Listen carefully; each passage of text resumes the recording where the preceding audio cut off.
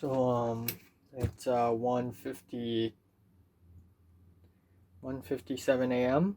57 a.m.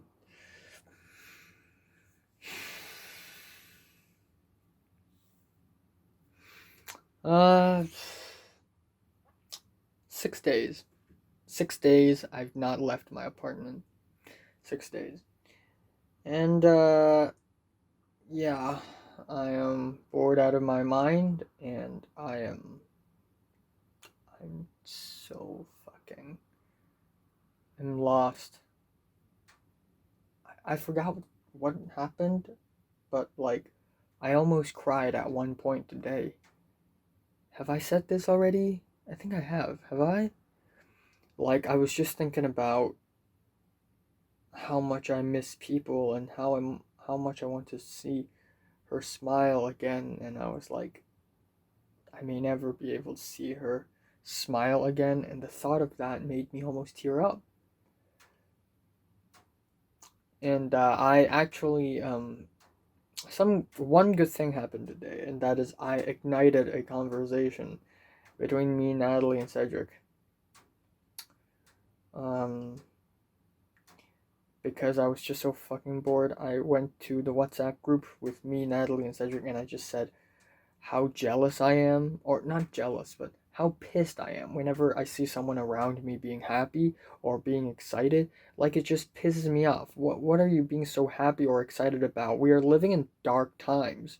We are on the verge of dying. Okay, there is no hope anymore in this world, in this goddamn wasteland. But when people around me are smiling, I don't know what's going on. What are you smiling at? What's giving you the right to smile? Why can't I enjoy life while you can? Okay, anyways, there's a tinge of hypocrisy in what I've just said, because whenever I'm with my friends, I get to smile.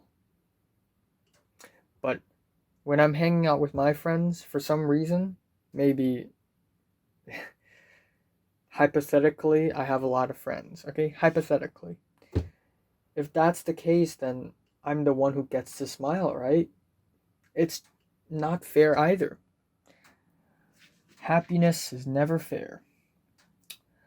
But anyways, I ignited a conversation in the group, and I don't know. It just somehow drifted from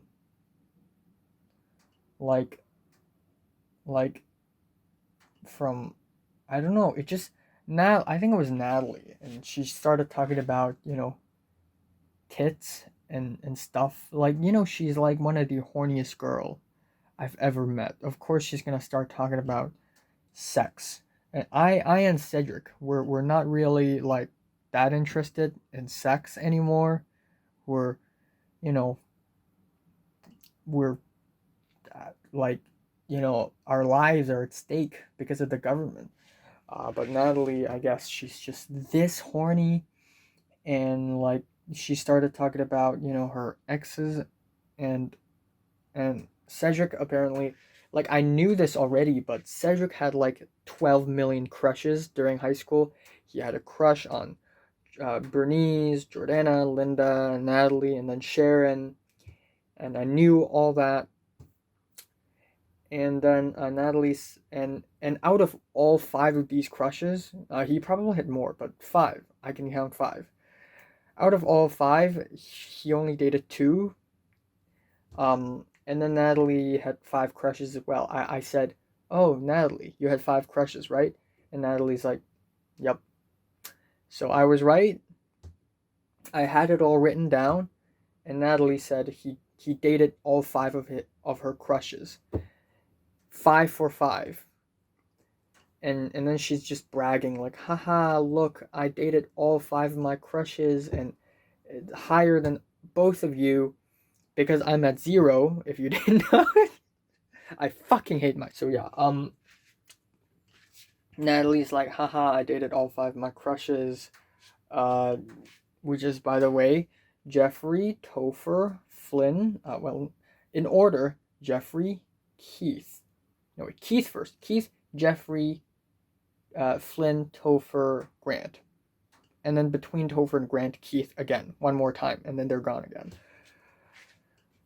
And not only that, on that, Natalie had given multiple sexual services, uh, including to a person that she didn't even date. She uh, gave someone an orgasm, uh, and that someone isn't even in a romantic relationship with her. That's her extent of horniness and her sexual success.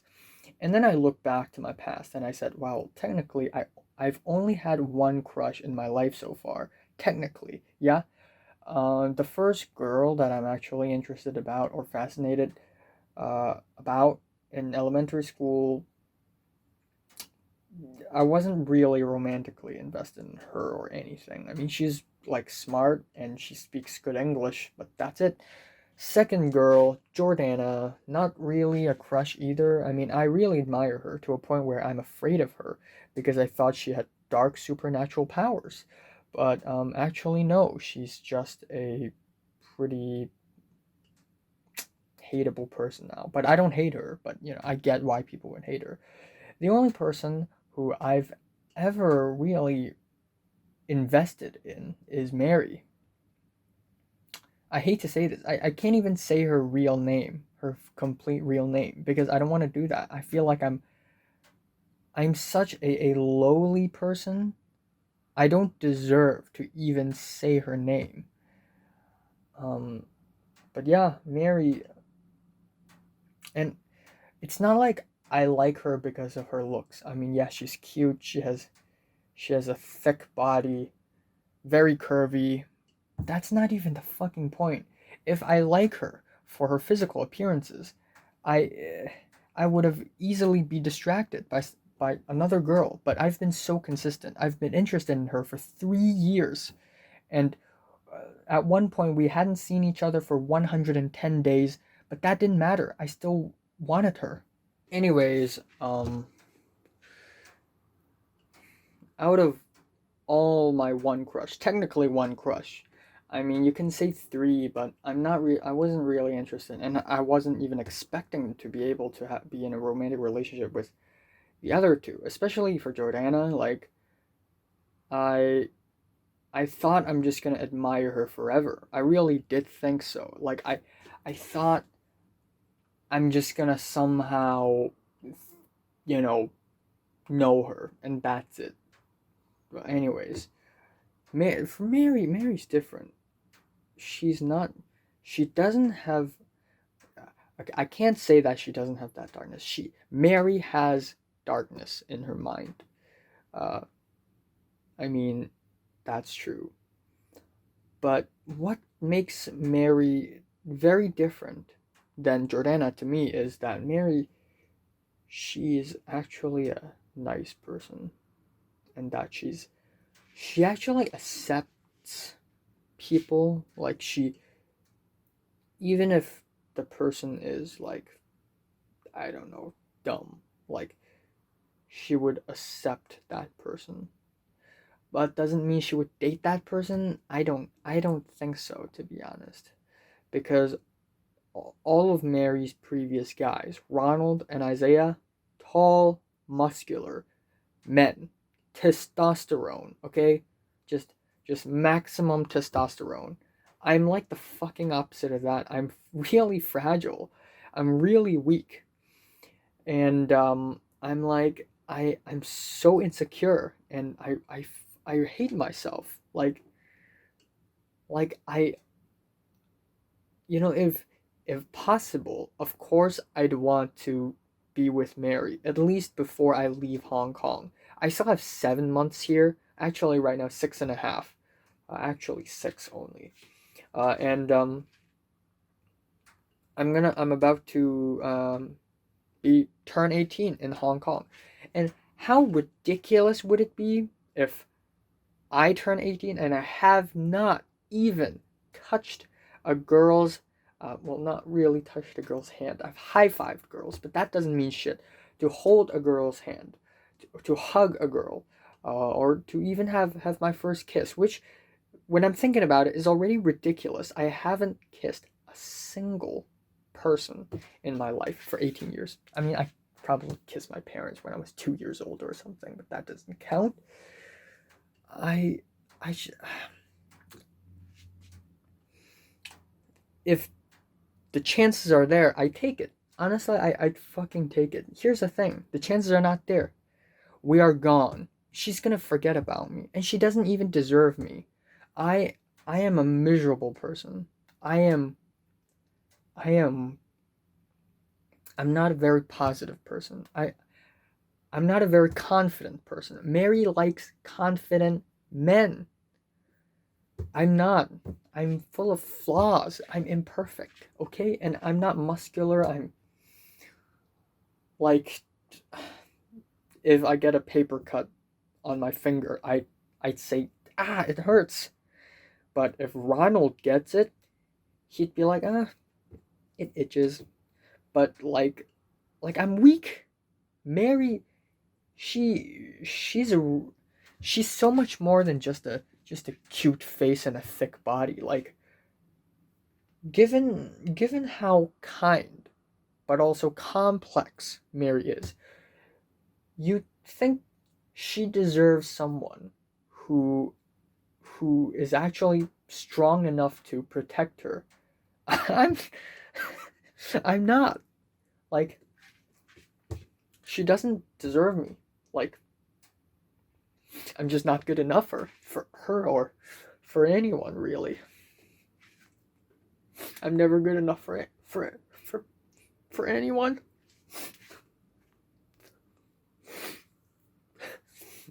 And then there's this issue, and then there's the political issue where now I'm just afraid that one day my country's gonna be invaded and annexed, and all of our freedoms are undermined. You can see how fucking depressing my life has become. 6 days. I'm trapped in this apartment. 6 days. The only source of happiness that I can get is when I'm dreaming of my bed. Is when I see her face or the face of my friends in my sleep. As if I have that many friends. I don't know. I really don't know, man. I really don't know. Natalie tells me that even Idris has a girlfriend. Like, Idris is a really weak person. He used to be glass-hearted, okay? He used to cry at everything, but he's a master at playing Rubik's Cube, and whenever he joins one of those, like citywide, nationwide Rubik's Cube competitions, there would be fangirls rooting for Idris. Tyrus, I mean, yeah, he's a total nerd. He's a geek, right? Astronomy geek, British accent, super intelligent, and he has like 2 girlfriends. And I mean,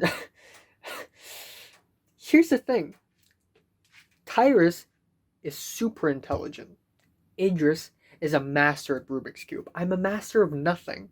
I'm a master of nothing. I'm probably terrible at everything. For starters, sports. I'm awful at sports. If you tell me to run for like 10 minutes, I'd probably fall on my knees and run out of breath. I'd probably hyperventilate. Okay, next thing. What am I also terrible at?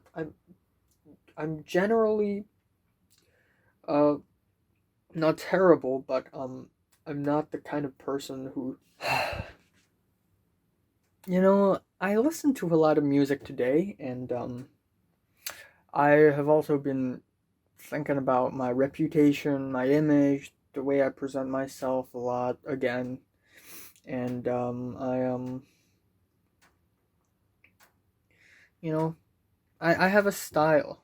I have a style, and people don't know that. Like people look at me, people at school, they see me and they see a person just going about their life, going about his life just very casually, nothing to worry about. That's not true. That is not true. I have so many things to worry about. ranging from, my financial situation, my family's financial situation, to just my relationships with people, just always crumbling, always fading away, to like, I don't know, my talents, like, what am I actually good at? Legend says that I'm good at making movies. But you know how fucking difficult that is?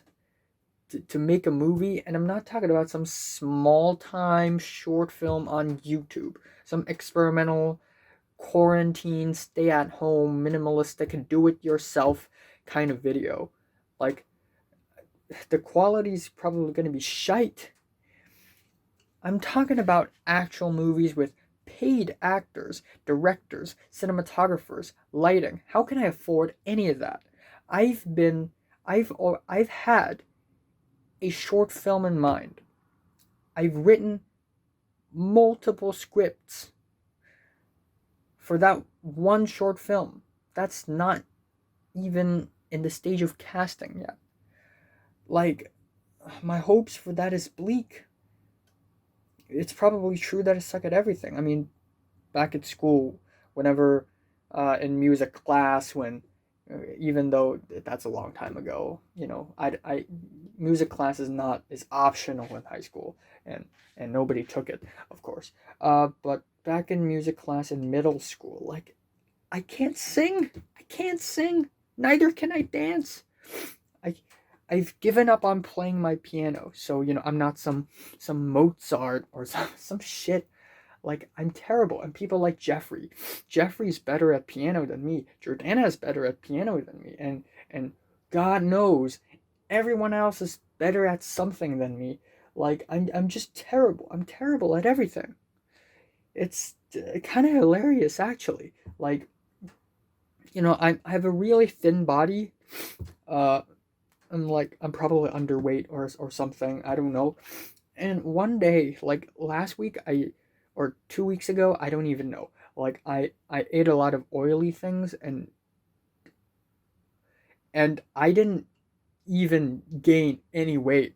All that fat went to facial oil, went to my skin oil, and it just resulted in like acne and pimples.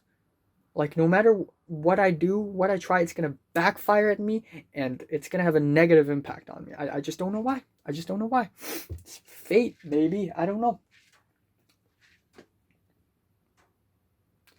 Oh my goodness. I have a style. Okay, back to the style. I digress. I I had so many dreams. Me making my movies. Uh, my Instagram account, nobody follows me. I'm like one of the most unpopular Instagram accounts in my entire school. And a lot of people unfollow me all the time for some reason. I don't know why. But like, yeah, I look ugly. My Instagram account look ugly because I don't show my face because I'm ugly. But if I could actually have photo shoots, wouldn't and if I try, like, at least that would be better. At least people would like care. And then, except here's the thing: it's not trendy anymore. Photo shoots is an 11th grade thing, and everyone's past that already. Nobody cares anymore. Like, and then during 11th grade, again, I started to be honest with myself, and I start to open up to people. But that trend is already over. Nobody cares anymore. I'm already late to all the trends. I know one thing is that I'm gonna try to be I'm not gonna pretend that I'm some tough, strong man. I'm not gonna put a facade. I'm not gonna wear a mask. I'm not gonna pretend I'm this person or that person. Okay? I am myself. I have my own style. And guess who told me that? It's Mary. When I was in 8th grade, Form 2. Mary, back then I wasn't really interested in her. Back then it was like Jordana. But Mary told me that I'm not stupid. I asked her if she thinks I'm stupid, um, or stupid looking, and she said no, it's just your style. And I'm like, Oh, okay. So ever since then, I had this idea in my mind that, okay, you know what? I'm going to be myself. I'm not going to try to pretend to be anyone else because it's me, it's my style. See, Mary changed me in a greater extent than she realizes. I write diaries because of her. Like, if it weren't for her, I probably won't write diaries. You know what? Now I know that Natalie's dating everyone, and she might as well be fucking everyone. I don't know. This is hookup culture, and I don't want to follow that. You know what? I don't want to follow that. I'm not saying no to having a romantic relationship, but I think being in a competition for, dating people is generally toxic and bad, especially for people like me who is very emotional and fragile. But here's the thing, I'm going to try. At the end, I need to deliver the message to Mary that, you know what, for 3 years, actually more than 3 years, I've always been interested in you. I've always been fascinated. I mean, not only your physical appearance, but what's up there, what's in your mind, your personality. I know that you're special, and you're hiding that bit of darkness in you, because there's something about Mary that's just so enigmatic, so mystifying. Like, there's a part of her that's so hidden, yet it's there. And trust me, I have asked the people around her, actually Oliver, and Oliver confirmed my hypothesis that Mary's actually a more special person, mentally and spiritually, than we all think she is. And if Mary tells me that she's already dating like a third person, I shouldn't even get mad. I would be a little sad, actually. I would be very sad, but I shouldn't get mad because I knew it. Besides, if I could let her know, it's probably good enough. Last year, I didn't even plan to let her know. Like, I thought, I just want to say hi to her. I just want her to say hi to me back. Then that's it. But now, but since everyone else are 100 times more experienced than me in the socializing department, I thought, okay, you know what? I'm gonna at least be honest with her and tell her my feelings towards her. And if she denies, well, at least she knows. And that's all that matters. That's all that matters. You know, I could dream. Okay, I could dream that one day someone's gonna hang her head by my shoulder, and someday I'm gonna wake up on my bed thinking that someone out there actually cares about me and cares about my feelings. Maybe I'm just not ready yet. I'm not strong enough. I'm not cool enough. I'm not handsome enough. I'm not social enough. I mean, you can blame on. I don't even know if I have social anxiety or not. And I don't want to jump to conclude. Did I just punch my? Okay.